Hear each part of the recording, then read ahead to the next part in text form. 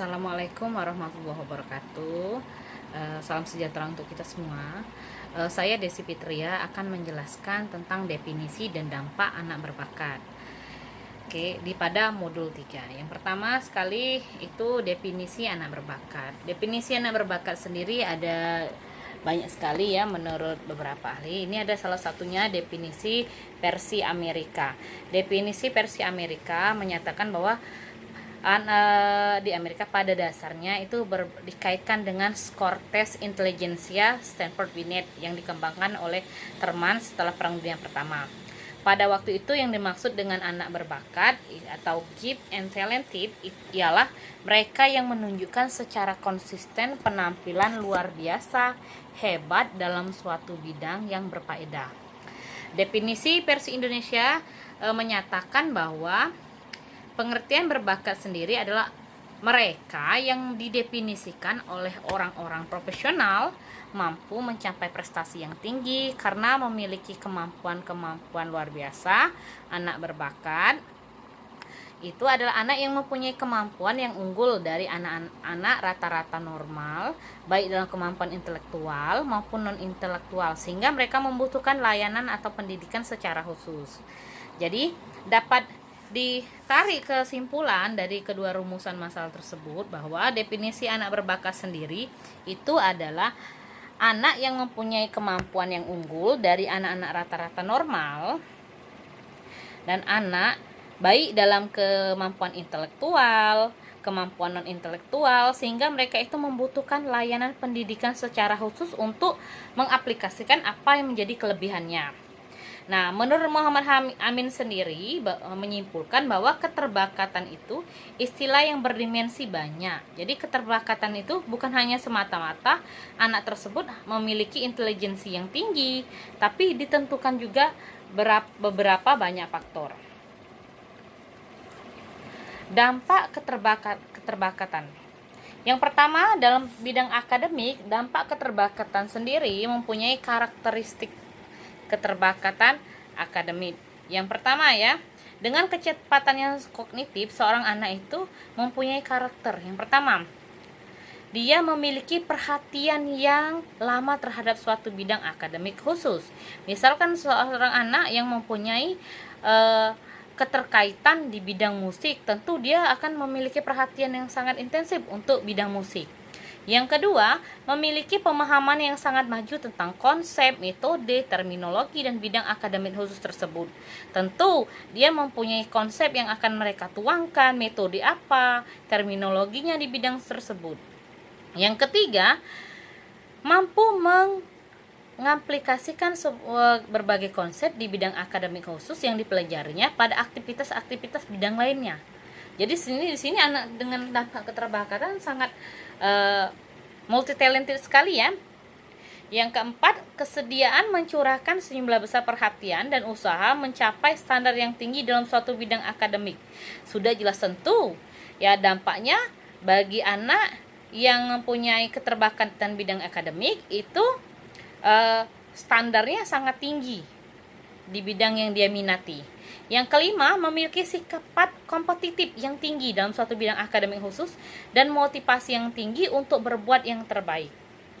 Jadi jiwanya untuk berkompetisi dan juga motivasinya sangat tinggi apabila dia mempunyai ketertarikan atau mempunyai keterbakatan di bidang tersebut. Yang jelas, anak berdampak keterbakatan di bidang akademiknya itu dia mempunyai sifat belajar yang lebih cepat dalam suatu bidang akademik. Dampak keterbakatan yang lainnya itu ada pada bidang aspek sosial atau emosi. Nah, di bidang aspek sosial dan emosi ini, kematangan sosial dan kecakapan seorang kepemimpinan itu yang tumbuh pada anak berbakat itu menimbulkan masalah. Salah satunya adalah penyesuaian. Nah, penyesuaian di sini bisa saja tidak memberikan peluang untuk menampilkan kecakapan itu. Akan tetapi menumbuhkan perasaan tidak tertantang dan mendorong individu untuk mengambil pemecahan masalah melalui jalan pintas tanpa mempertimbangkan keterkaitan masalah satu dengan lain dalam kompleks hidup. Adapun ciri-ciri keterbakatan di bidang sosial, yang pertama, orang yang mempunyai keterbakatan di bidang sosial itu diterima oleh mayoritas dari teman-teman sebaya maupun orang dewasa. Nah, di sini anak tersebut ya bisa diterima berbaur baik dengan teman sebayanya maupun orang yang lebih dewasa. Yang kedua, mempunyai keterlibatan mereka dalam berbagai kegiatan sosial. Nah, misal kita contohkan anak tersebut ya bisa berbaur dengan teman-teman seusianya, terus lagi dia bisa berbaur dengan misalkan dengan kakak yang lebih tua darinya. Nah, itu termasuk ciri-ciri keterlibatan sosial. Yang ketiga, kecenderungan dipandang sebagai juru pemisah dalam pertengkaran dan pengambil kebijakan oleh teman sebayanya. Nah, orang yang punya keterlibatan sosial ini selalu dijadikan penengah. Jadi kadang-kadang temannya menganggap bahwa anak yang punya kecakapan ini dia dianggap sebagai orang yang mempunyai kebijakan yang lebih daripada yang seusianya. Yang kelima, yang keempat, memiliki kepercayaan tentang kesamaan derajat. Nah, orang mempunyai keterbatasan bidang sosial ini sangat menjunjung sekali kesamaan derajat. Jadi dia pemahamannya lebih luas dibandingkan yang seusianya. Yang kelima, perilakunya tidak defensif atau memiliki tenggang rasa. Di sini ya anak yang mempunyai keterbatasan di bidang emosi ini mempunyai jiwa yang tenggang rasa yang sangat tinggi. Apalagi dia mempunyai sikap sosialnya yang bisa berbaur dengan anak yang lebih tua, terus lagi bisa berbaur dengan seusianya. Jadi dia mempunyai tenggang rasa yang tinggi. Yang keenam itu bebas dan situasi. Nah, di dalam artian bebas dan situasi ini bukan berarti dia bebas kemana saja, tapi bebas ini karena berpikirnya luas tadi, disebut bebas dan situasi. Artinya dia bisa menempatkan dirinya di posisi mana saja, baik dengan teman seumuran atau dengan yang lebih tua darinya. Selanjutnya, mampu mempertahankan hubungan abadi dengan teman sebaya dan orang yang dewasa. Jadi orang yang punya keterbatasan sosial ini mempunyai sifat yang hubungan yang baik, maksudnya ya, dengan teman seusianya ataupun yang lebih tua darinya, dan mampu merangsang perilaku produktif bagi orang lain. Kalau kita contohkan anak dengan keterbatasan sosial itu, kalau di film kartun itu ada Adit dan Sopo Jarwo ya. Adit itu termasuk anak yang produktif bagi orang lain. Jadi merangsang, mengajak teman-temannya seperti Ucup, dan Denis, ataupun dia bisa juga berbaur dengan Pak Haji Udin ataupun dengan Bang Jarwo, maupun dia sering ya, kita lihat Adit dengan Bang Jarwo itu sering selisih paham sedikit ya. Nah, itu termasuk anak tersebut masuk dalam keterbatasan sosial. Yang jelas, anak yang mempunyai keterbatasan sosial itu juga memiliki kapasitas yang luar biasa untuk menanggulangi situasi sosial dengan cerdas dan humor. Ya, kita tahu ya bagaimana kalau kita lihat situasi seperti Adit dan Sopo Jarwo, sering ya terjadi konflik, tapi di sini mereka bisa menyelesaikan dengan cara yang menurut saya itu lucu, dan juga di tengah-tengah juga ada juga Haji Udin yang sebagai penengahnya di situ. Oke, itu aspek sosial dan emosi. Selanjutnya ya, dampak keterbatasan terhadap fisik dan kesehatan. Ciri fisik kesehatan anak berbakat. Jadi anak berbakat itu mempunyai ciri fisik dan kesehatan. Yang pertama, anak berbakat itu biasanya itu memiliki penampilan yang lebih menarik. Kenapa?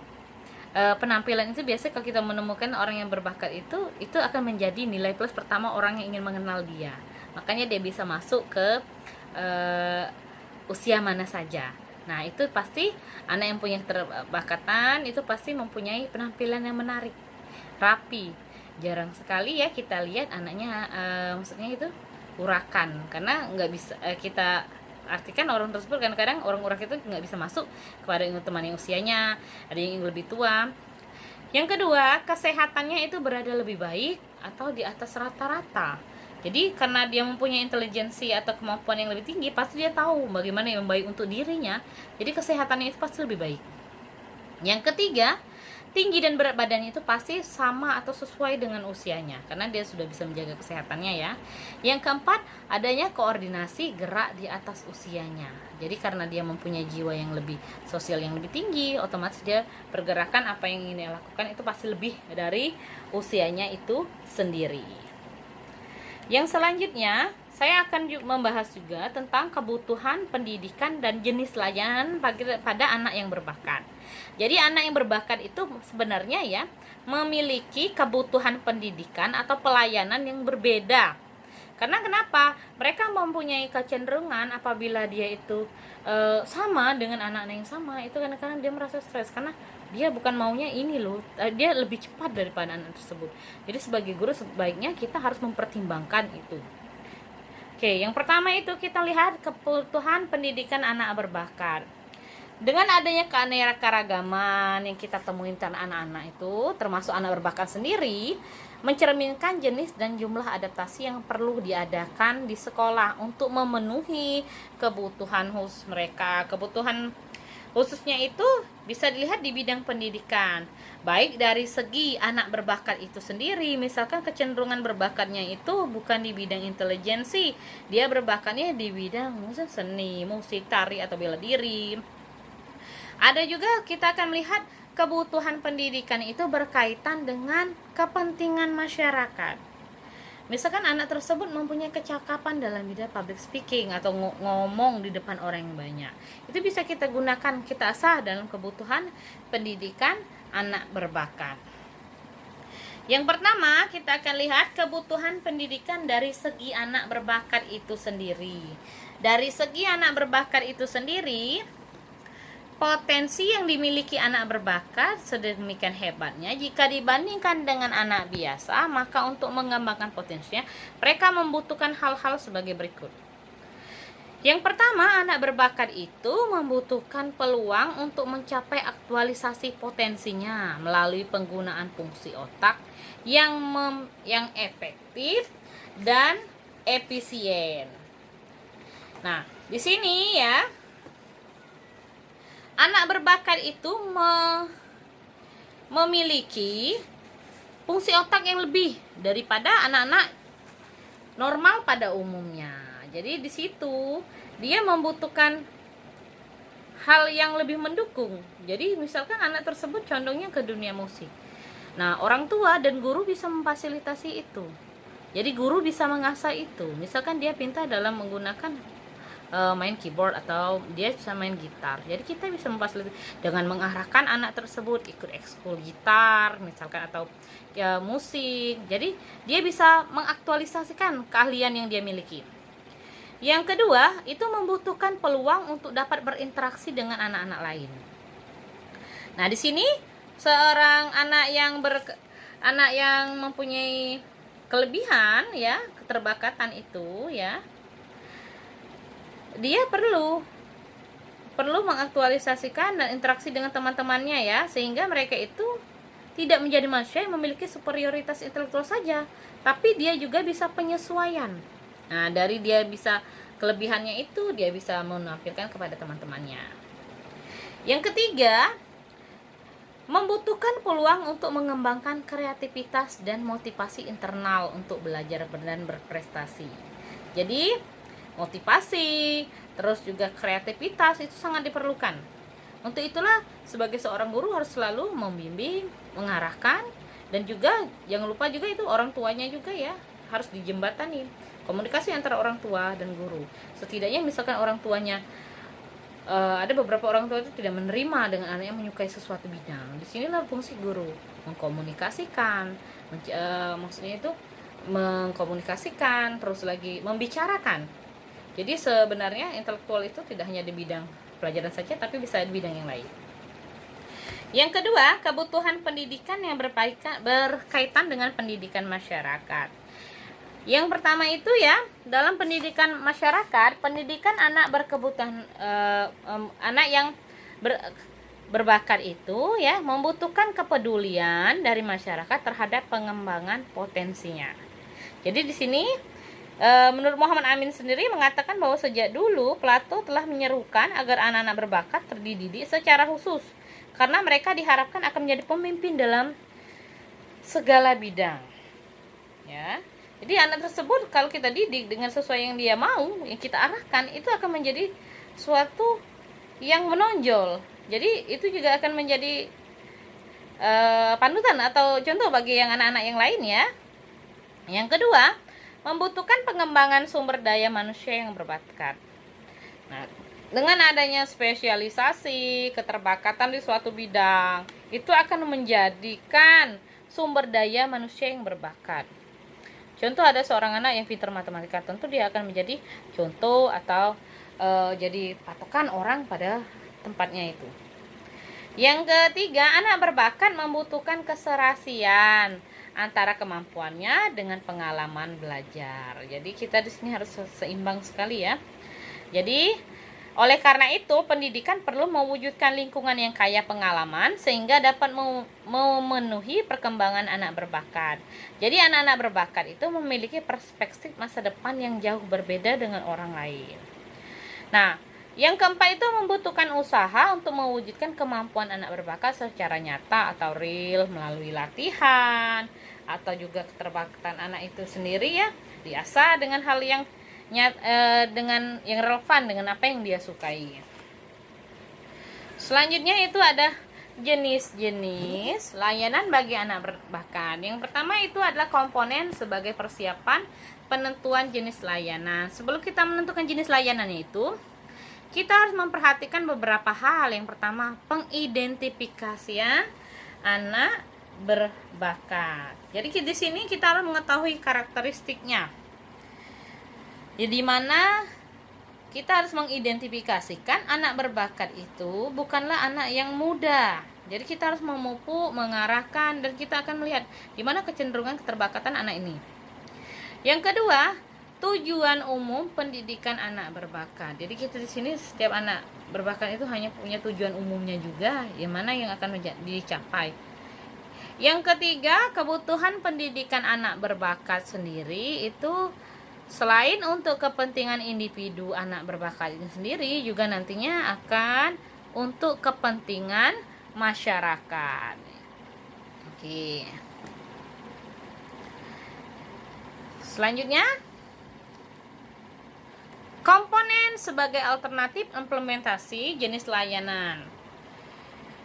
Dalam menentukan implementasi jenis layanan, pertama itu ada ciri khas layanan sesuai kebutuhan anak berbakat itu sendiri. Yang pertama, anak berbakat itu harus beradaptasi dengan lingkungan belajarnya.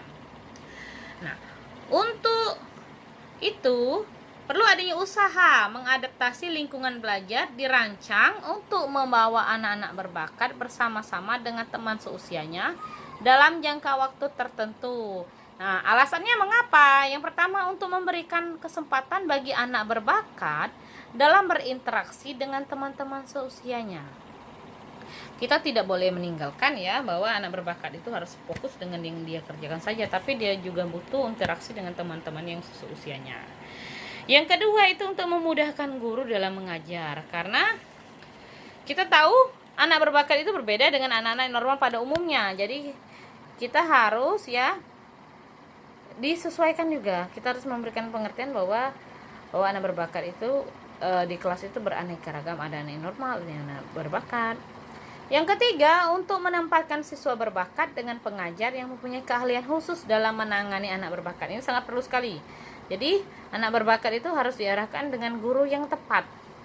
Karena kecenderungannya kalau anak berbakat dengan guru yang biasa, dia akan stres juga. Nah, sehubungan dengan adaptasi lingkungan, ini menurut Gallagher dan kawan-kawan di tahun 1983 mengemukakan beberapa cara. Yang pertama, anak berbakat itu perlu dengan namanya kelas pengayaan. Guru kelas itu hendaknya melakukan suatu program tanpa bantuan petugas dari luar. Selanjutnya, guru konsultan pelaksana program pengajaran dalam kelas biasa dengan bantuan konsultan khusus yang terlatih. Jadi dalam hal ini kita membutuhkan konsultan atau guru yang khusus untuk melatih anak-anak yang berbakat. Yang ketiga itu ruangan sumber belajar. Siswa berbakat ini bisa meninggalkan ruang kelas biasa ke ruang sumber belajar yang untuk menerima pelatihan guru yang terlatih atau guru yang khusus. Yang keempat itu bisa melakukan studi mandiri. Siswa memiliki proyek-proyek yang mengerjakan di bawah pengawasan seorang guru yang berwenang. Yang kelima, kelas khusus. Siswa berbakat dikelompokkan bersama teman-temannya di kelas khusus yang diajar oleh guru yang terlatih khusus untuk anak-anak berbakat. Yang keenam, sekolah khusus. Bisa juga ya anak-anak berbakat ini menerima pengajaran di sekolah yang khusus dengan staf guru yang ahli atau yang dilatih secara khusus. Nah, bagaimana strategi pembelajarannya? Di sini ya, strategi pembelajaran yang sesuai untuk kebutuhan anak-anak berbakat itu sangat mendorong anak tersebut untuk berprestasi. Nah, ada beberapa hal yang harus diperhatikan. Yang pertama itu pembelajaran anak berbakat itu harus diwarnai dengan kecepatan dan tingkat kompleksitas yang lebih, karena dia mempunyai kelebihan tadi. Yang kedua, pembelajaran pada anak berbakat tidak hanya mengembangkan kecerdasan intelektual semata, tapi pengembangan juga terhadap kecerdasan emosional. Yang ini harus menjadi perhatian untuk seorang gurunya. Dan pembelajaran juga bagi anak berbakat itu orientasinya pada modifikasi, pada proses, isi atau konten dan produk yang akan dikembangkan. Itu adalah beberapa strategi dari pembelajaran anak berbakat. Nah, model-model layanannya itu menurut Connie Semiawan tahun 1995, model-model layanan itu ada pertama model layanan kognitif dan afektifnya. Ya, pada segi kognitif dan afektifnya. Yang kedua, model layanan perkembangan moral, terus model perkembangan nilai dan layanan berbagai bidang khusus. Jadi bidang-bidang ini itu bisa di bidang kepemimpinan, kelompok seni atau juga pertunjukan. Ada juga layanan perkembangan kreativitasnya. Jadi di tingkat kreativitas itu yang pertama ditandai dengan fleksibilitas, originalitas serta keterbukaan terhadap masalah. Yang kedua, tingkat kreativitas kedua ditandai oleh adanya pemetaan masalah dengan mencari pemecahan masalah secara teratur. Dan juga tingkat kreativitas yang ketiga itu adalah mengadakan perumusan masalah berdasarkan asumsi-asumsi tertentu. Model layanannya. Oke, selanjutnya ada stimulasi, imajinasi, proses, dan inkubasi. Jadi, stimulasi imajinasi kreatif ini yaitu bisa prosesnya mental manusiawi yang menjadikan semua kekuatan motif, prestasi untuk menstimulus dan memberikan energi pada tindakan kreatif.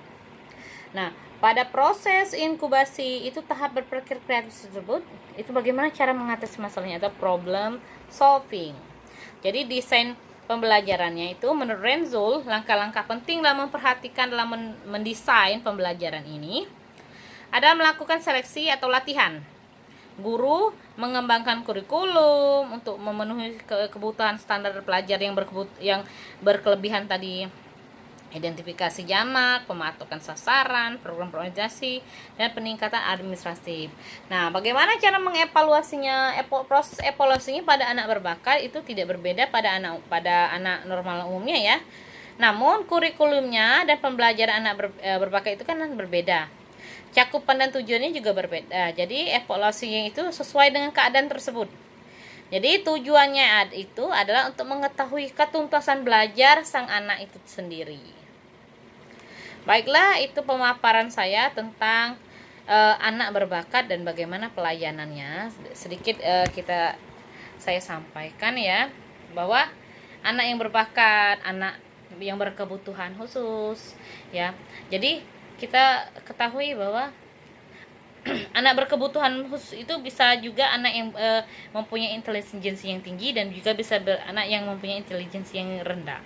Nah, di sini anak berbakat itu adalah termasuk anak berkebutuhan khusus karena dia mempunyai intelijensi yang tinggi dan membutuhkan penanganan karena dia berbeda dengan teman yang lain karena dia mempunyai percepatan di bidang baik bidang intelijensi, baik juga di bidang sosialnya. Jadi itu harus mempunyai penanganan yang tepat.